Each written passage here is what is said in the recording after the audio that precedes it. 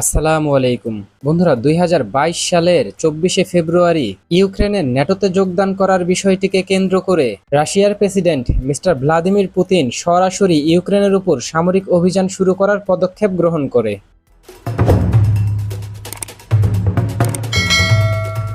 এখন দেখুন, ইউক্রেনের ন্যাটোতে যোগদান করার বিষয়টিকে কেন্দ্র করে রাশিয়ার প্রেসিডেন্ট দীর্ঘ ৮ বছর মানে ২০১৪ সাল থেকে ২০২২ সাল অবধি রাশিয়ার পক্ষ থেকে ইউক্রেনকে বারবার সতর্ক করা হচ্ছিল, যদি আপনারা ন্যাটোতে যোগদান করেন তাহলে কিন্তু ইউক্রেনের সাথে যে কোনো সময় বড় ধরনের সামরিক সংঘাতে জড়িয়ে যেতে পারে রাশিয়া।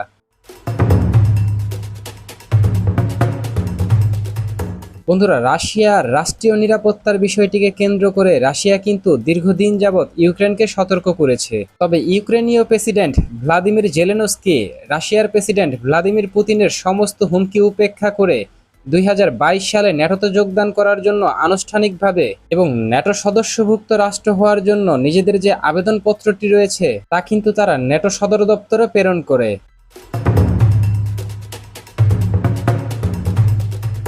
এখন দেখুন, রাশিয়া কখনোই চায়নি ইউক্রেন ন্যাটোতে যোগদান করুক এবং পূর্ণাঙ্গ ন্যাটো সদস্য হয়ে ইউক্রেন রাশিয়া সীমান্ত মানে এই ইউক্রেনের মধ্যে আমেরিকার কোনো অ্যাক্টিভিটিস শুরু হয়ে যাক রাশিয়া এবং ইউক্রেন সীমান্তে।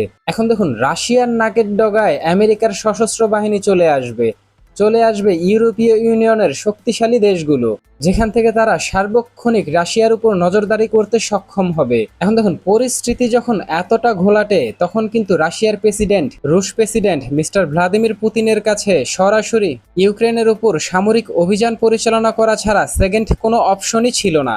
তাই ২০২২ সালের ২৪শে ফেব্রুয়ারি মিস্টার ভ্লাদিমির পুতিন সরাসরি নির্দেশ প্রদান করেন তিনি তার সশস্ত্র বাহিনীকে তারা যেন সরাসরি সামরিক হামলা পরিচালনা করে ইউক্রেনের অভ্যন্তরে।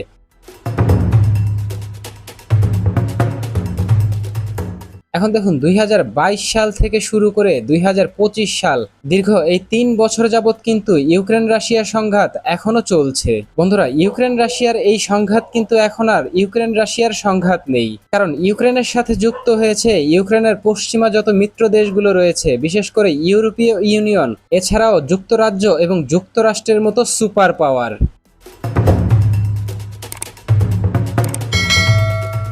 এখন দেখুন, এই দেশগুলো কিন্তু রাশিয়াকে দমন করতে বা রাশিয়াকে দাবিয়ে রাখতে ইউক্রেনকে ব্যাপক সামরিক সহযোগিতা প্রদান করেছে।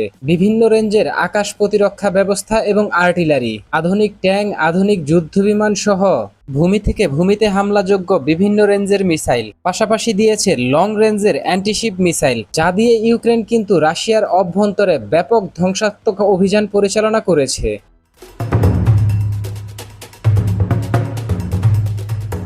এখন দেখুন, এই যুদ্ধে ইউক্রেনকে কিন্তু সব ধরনের অস্ত্র দিয়ে সহযোগিতা করছিল ন্যাটোভুক্ত অত্যন্ত শক্তিশালী এবং প্রভাবশালী দেশগুলো। এছাড়াও যুক্তরাষ্ট্র কিন্তু এককভাবে প্রায় ৭০ থেকে ৮০% সমরাস্ত্র দিয়ে যাচ্ছিল, যেই অস্ত্র ব্যবহার করে যেন ইউক্রেন রাশিয়ার উপর ব্যাপক ধ্বংসাত্মক অভিযান পরিচালনা করতে পারে।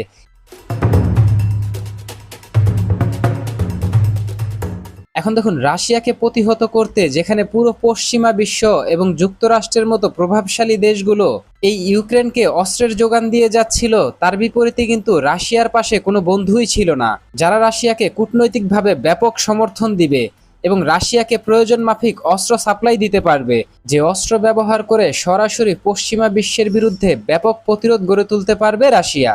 এখন দেখুন, উত্তর কোরিয়া এবং চীনের মতো পরমাণু শক্তিধর রাশিয়ার অত্যন্ত ঘনিষ্ঠ মিত্র দেশগুলো যখন রাশিয়াকে কোনোভাবেই সহযোগিতা করছিল না, তখন কিন্তু মুসলিম বিশ্বের উদীয়মান সুপার পাওয়ার সরাসরি আমেরিকার বিরুদ্ধে যুদ্ধ করার জন্য রাশিয়াকে ব্যাপক পরিমাণ অস্ত্র সরবরাহ করে এবং রাশিয়াকে ভরসা দেয় বিশ্বের অন্য কোনো দেশ আমেরিকার বিরুদ্ধে যুদ্ধের জন্য না দাঁড়ালেও আমরা ইরান পশ্চিমা আগ্রাসন রুখে দিতে রাশিয়ার পাশে আমরা সর্বাত্মকভাবে থাকব।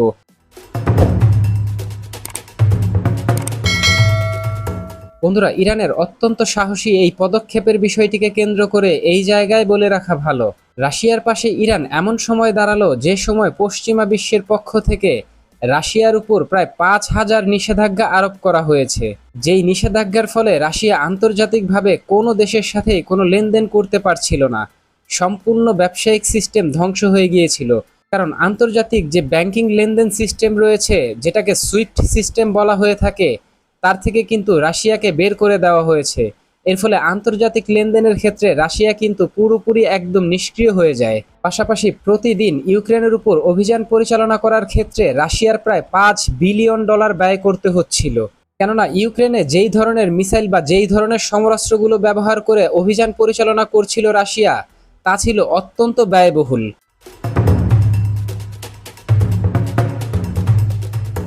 একদিকে রাশিয়া আন্তর্জাতিকভাবে কোনোভাবেই কোনো দেশের সাথে লেনদেন করতে পারছিল না, আরেকদিকে রাশিয়ার যে প্রধান রপ্তানি পণ্য জ্বালানি তেল এবং গ্যাস, তার উপর কিন্তু পশ্চিমা বিশ্ব এবং যুক্তরাষ্ট্র সম্মিলিতভাবে ব্যাপক পরিমাণ নিষেধাজ্ঞা আরোপ করে। পাশাপাশি প্রতিদিন $5 বিলিয়ন ব্যয় করতে হচ্ছে ইউক্রেনের যুদ্ধক্ষেত্রে, যা বহন করার সক্ষমতা কোনোভাবেই রাশিয়ার অর্থনীতির ছিল না। এখন দেখুন, রাশিয়া যখন এমন কঠিন সিচুয়েশনের মধ্যে দিয়ে নিজেদের দিনগুলো অতিবাহিত করছিল, ঠিক এই সময় রাশিয়ার পাশে একদম সহজলভ্য একটি সমাধান নিয়ে, মানে ইরানের তৈরি সহজলভ্য শাহেদ 136 নামক কামিকাজি ড্রোন নিয়ে এই সমস্যার সমাধান করে দিল ইরান।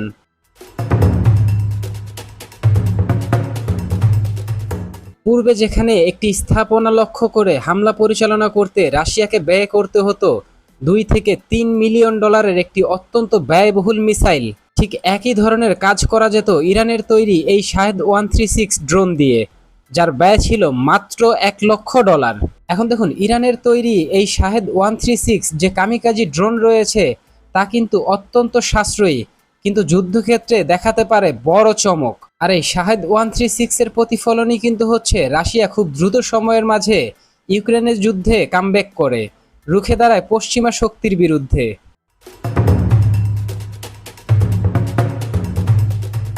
বন্ধুরা, গুরুত্বপূর্ণ এই বিষয়টিকে কেন্দ্র করে এই জায়গায় বলে রাখা ভালো, ইরানের ড্রোনের এই ব্যাপক সাফল্য এবং নজিরবিহীনভাবে রাশিয়ার এই ড্রোন ব্যবহার করে ইউক্রেনের যুদ্ধে একের পর এক সাফল্য ইরান এবং রাশিয়া এই দুই দেশের মাঝে অত্যন্ত ভালো একটি মিত্রতার সম্পর্ক তৈরি করতে সক্ষম হয়।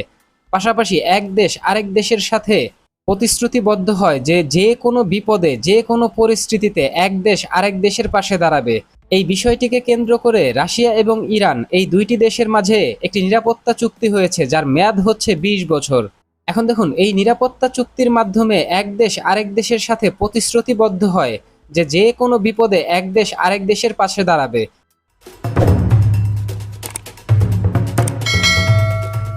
বন্ধুরা, আন্তর্জাতিকভাবে প্রকাশিত তথ্যগুলোর উপর ভিত্তি করে জানা যায় 2022-23 সালে ইরানের পক্ষ থেকে রাশিয়াকে প্রায় 6000 শাহেদ 136 কামিকাজি ড্রোন সরবরাহ করা হয়।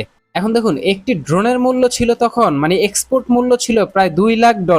তবে রাশিয়ার সাথে ইরানের অত্যন্ত ঘনিষ্ঠ মিত্রতার সম্পর্ক থাকার কারণে রাশিয়ার কাছ থেকে ইরান কিছুটা কম মূল্য নিয়েছে, মানে আন্তর্জাতিক এক্সপোর্ট মার্কেটে যেই মূল্যে ইরান এই ড্রোনগুলো বিক্রি করে, তার থেকে অনেকটা অল্প দামেই কিন্তু রাশিয়াকে এই ড্রোন সরবরাহ করেছে ইরান।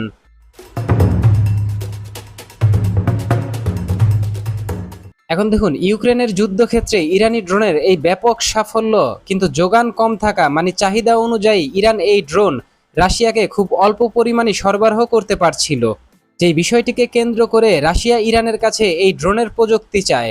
এখন দেখুন, অত্যন্ত স্পর্শকাতর এই বিষয়টিকে কেন্দ্র করে দুই দেশের প্রধান নেতাই কিন্তু সম্মত হয় এক দেশ আরেক দেশকে ব্যাপক সহযোগিতা করতে। আর তারই ধারাবাহিকতায় ইরানও কিন্তু রাজি হয়ে যায় নিজস্ব অত্যন্ত কার্যকরী এই শাহেদ 136 ড্রোনের প্রযুক্তি হস্তান্তর করতে রাশিয়ার কাছে।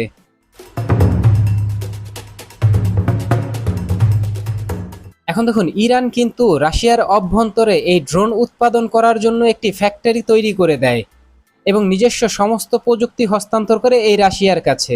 এবং রাশিয়ার সাথে ইরান যে ভিত্তিতে এই চুক্তিটি করেছে তা ছিল 6000 ড্রোন তৈরি করবে রাশিয়া, এবং প্রতিটি ড্রোনের জন্য একটি করে নির্দিষ্ট পরিমাণ রয়্যালিটি ফি দিবে ইরানকে রাশিয়া। পাশাপাশি ইরানও কিন্তু নিজেদের আকাশ প্রতিরক্ষা ব্যবস্থাকে শক্তিশালী করার জন্য ওই সময় রাশিয়ার S-400 এর প্রতি ব্যাপক আগ্রহ দেখায় ইরান, এবং বিপুল সংখ্যক রাশিয়ার যে সুখোই 35 যুদ্ধবিমান রয়েছে তা কেনার জন্য আগ্রহ প্রকাশ করে। এবং রাশিয়াও কিন্তু ইরানের কাছে নিজেদের অত্যন্ত শক্তিশালী S-400 আকাশ প্রতিরক্ষা ব্যবস্থা এবং সুখোই 35 যুদ্ধবিমান বিক্রি করতে সম্মত হয়।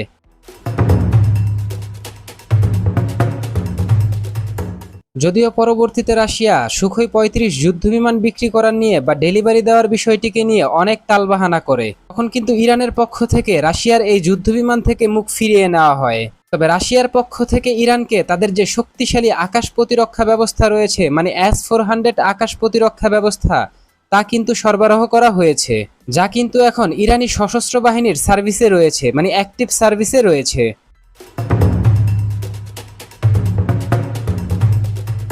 বন্ধুরা, এতদূর অবধি ইরানের সাথে রাশিয়ার অত্যন্ত ঘনিষ্ঠ সম্পর্ক থাকলেও ইসরায়েলের সাথে 12 দিনের সংঘাতের সময়ে রাশিয়া ইরান সম্পর্কে চলে আসে চরম ত্যক্ততা।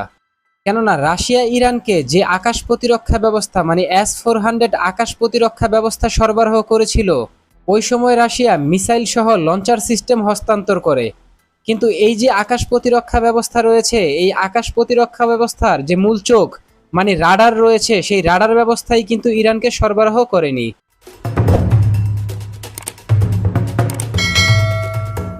এখন দেখুন, যেই সময় ইরানকে রাশিয়ার এই আকাশ প্রতিরক্ষা ব্যবস্থার রাডার সরবরাহ করার কথা ছিল, তার কয়েকদিন আগেই কিন্তু ইসরায়েলের প্রেসিডেন্ট মিস্টার বেনিয়ামিন নেতানিয়াহুর সাথে সরাসরি ফোনে কথা বলেন রাশিয়ার প্রেসিডেন্ট ভ্লাদিমির পুতিন।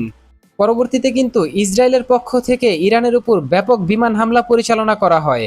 কিন্তু কি কারণে, মানে নির্দিষ্ট কোন কারণে এই আকাশ প্রতিরক্ষা ব্যবস্থার যে রাডার সিস্টেম রয়েছে, তার কিন্তু কোনো সদুত্তর দিতে পারেনি যে কেন তারা এটা সরবরাহ করেনি ইরানের কাছে রাশিয়া। এখন দেখুন, ইরানের মনেও কিন্তু প্রশ্ন আছে, যেই সময় ইসরায়েলের সাথে ইরানের উত্তেজনা বাড়লো, ওই সময় কি এমন কথা হলো রাশিয়ান প্রেসিডেন্ট মিস্টার ভ্লাদিমির পুতিনের সাথে ইসরায়েলি প্রধানমন্ত্রী মিস্টার বেনিয়ামিন নেতানিয়াহুর মাঝে, যেই বিষয়টিকে কেন্দ্র করে ইরানের মনে একটাই প্রশ্ন, যে নিজেদের কাছে S-400 আকাশ প্রতিরক্ষা ব্যবস্থা থাকার পরেও নির্দিষ্ট সময় কেন, ঠিক মানে ওই 12 দিন সময় কেন রাশিয়া ইরানকে S-400 আকাশ প্রতিরক্ষা ব্যবস্থার রাডার ব্যবস্থা সরবরাহ করেনি বা করলো না।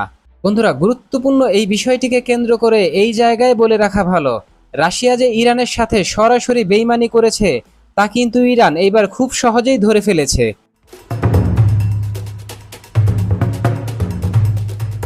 বন্ধুরা, ইরানের পক্ষ থেকে রাশিয়ার কাছে যে শাহেদ 136 কামিকাজি ড্রোনের প্রযুক্তি হস্তান্তর করা হয়েছিল, এবং সেই ড্রোন রাশিয়ার নিজ দেশে উৎপাদন করার জন্য রাশিয়া কিন্তু তাদের তাতারিস্তান প্রদেশের আলাবুগা শহরে কারখানা স্থাপন করে। এখন দেখুন, ইরান রাশিয়ার মাঝে এই যে টেকনোলজি ট্রান্সফার হয়েছিল, সেখানে কিন্তু বলা হয়েছিল রাশিয়া সর্বোচ্চ 6000 এই ধরনের শাহেদ 136 ড্রোন তৈরি করবে, এবং প্রতিটি ড্রোনের জন্য রাশিয়া ইরানকে একটা রয়্যালিটি দিবে। এখন দেখুন, আন্তর্জাতিক গণমাধ্যমের তথ্য অনুযায়ী রাশিয়া এই ফ্যাক্টরি থেকে ইতিমধ্যেই প্রায় 16,000 ড্রোন উৎপাদন করেছে, যেটা কিন্তু সরাসরি ইরানের সাথে টেকনোলজি ট্রান্সফার হওয়ার যে চুক্তি ছিল, সেই চুক্তির পরিপন্থী। তাছাড়াও রয়্যালিটি ফি বাবদ যেই অর্থ পাবে ইরান, তার কিন্তু 1 টাকাও ইরানকে হস্তান্তর করেনি, মানে ইরানকে প্রদান করেনি রাশিয়া। উল্টো রাশিয়া এই ড্রোনের রিভার্স ইঞ্জিনিয়ারিং করে এই ড্রোনের আপগ্রেড ভ্যারিয়েন্ট বের করেছে, যেই ড্রোনের নাম হচ্ছে জেরান 1 এবং জেরান 2। এখন দেখুন, আন্তর্জাতিক নিয়ম অনুযায়ী কোনো কোম্পানির কোনো পণ্য যদি আপনাকে রিভার্স ইঞ্জিনিয়ারিং করতে হয়, তাহলে সেক্ষেত্রে সেই কোম্পানির, মানে মাদার কোম্পানির অনুমোদন নিয়ে তারপরে কিন্তু রিভার্স ইঞ্জিনিয়ারিং করতে হবে। তবে রাশিয়া কিন্তু এক্ষেত্রে ইরানের থেকে কোনো ধরনের অনুমতি নেয়নি, যেই বিষয়টিকে কেন্দ্র করে রাশিয়া এবং ইরানের মধ্যে চলছে চরম চাপা উত্তেজনা। পাশাপাশি ইরানের সাথে ইসরায়েলের যুদ্ধকালীন সময়, মানে 12 দিনের যুদ্ধকালীন সময়ে অত্যন্ত কৌশলে রাশিয়া কিন্তু ইরানকে S-400 আকাশ প্রতিরক্ষা ব্যবস্থার রাডার সিস্টেম সরবরাহ না করে ইসরায়েলকে ইরানের উপর সরাসরি সামরিক হামলা চালানোর সুযোগ করে দিয়েছে।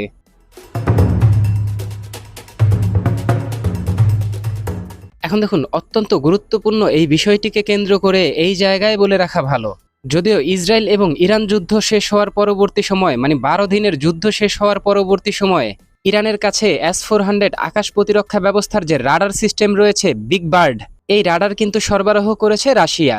বন্ধুরা, এই রাডারের বিষয়টিকে কেন্দ্র করে এই জায়গায় বলে রাখা ভালো, রাশিয়ার এই যে বিগ বার্ড রাডার রয়েছে, এটাই কিন্তু হচ্ছে S-400 আকাশ প্রতিরক্ষা ব্যবস্থার অত্যন্ত শক্তিশালী একটি অংশ। কেননা এই রাডারটি প্রায় 600 কিলোমিটার দূর থেকে যে কোনো ধরনের ব্যালিস্টিক মিসাইল এছাড়াও যে কোনো ধরনের সামরিক বিমানকে লক্ষ্যবস্তু হিসেবে চিহ্নিত করতে পারে। এছাড়াও 400 কিলোমিটার দূর থেকে যে কোনো যুদ্ধ বিমানকে শনাক্ত করতে পারে এই রাডার, এবং একসাথে প্রায় 100 টার্গেটকে চিহ্নিত করে নিজের বেছে নেওয়া টার্গেটের পেছনে প্রায় 400 কিলোমিটার দূরত্ব পর্যন্ত একটি এয়ার ডিফেন্স মিসাইলকে, মানে নিজের নির্ধারিত টার্গেটকে হিট করা অবধি মিসাইলকে গাইড করতে সক্ষম। বন্ধুরা, অত্যন্ত গুরুত্বপূর্ণ এই বিষয়টিকে কেন্দ্র করে এই জায়গায় বলে রাখা ভালো, রাশিয়ার এই যে বিগ বার্ড রাডার রয়েছে, এই রাডারটিকেই কিন্তু বলা হয়ে থাকে S-400 আকাশ প্রতিরক্ষা ব্যবস্থার প্রধান শক্তির উৎস, এবং এটাও বলা হয়ে থাকে S-400 আকাশ প্রতিরক্ষা ব্যবস্থার প্রধান দুই চোখই হচ্ছে এই বিগ বার্ড রাডার।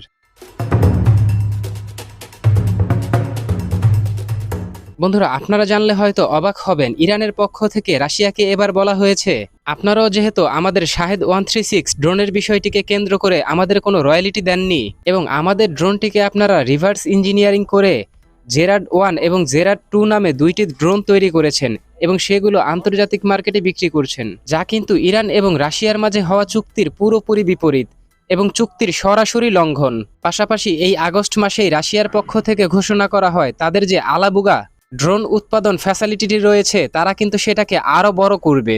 এখন দেখুন, এই ঘোষণা পরবর্তী সময়ে কিন্তু ক্ষোভে ফেটে পড়ে ইরান, যার তাৎক্ষণিক প্রতিক্রিয়ায় ইরানের পক্ষ থেকে ঘোষণা দেয়া হয় রাশিয়ান S-400 এর যে দুই চোখ মানে রাশিয়ার যে বিগ বার্ড রাডার রয়েছে সেটারও কিন্তু রিভার্স ইঞ্জিনিয়ারিং করবে সরাসরি ইরান, এবং রিভার্স ইঞ্জিনিয়ারিং করা যে রাডার রয়েছে সেটা দিয়ে তারা তাদের যে খোরদার এয়ার ডিফেন্স রয়েছে সেটাকে আরো উন্নয়ন ঘটাবে এই ইরান। এখন দেখুন, অত্যন্ত স্পর্শকাতর এই বিষয়টিকে কেন্দ্র করে ধারণা করা যাচ্ছে ইরান হয়তো পুরো S-400 যে আকাশ প্রতিরক্ষা ব্যবস্থা রয়েছে এটাকে হয়তো ইরান সম্পূর্ণ রিভার্স ইঞ্জিনিয়ারিং করে নতুন কোনো আকাশ প্রতিরক্ষা ব্যবস্থা সার্ভিসে আনবে ইরান।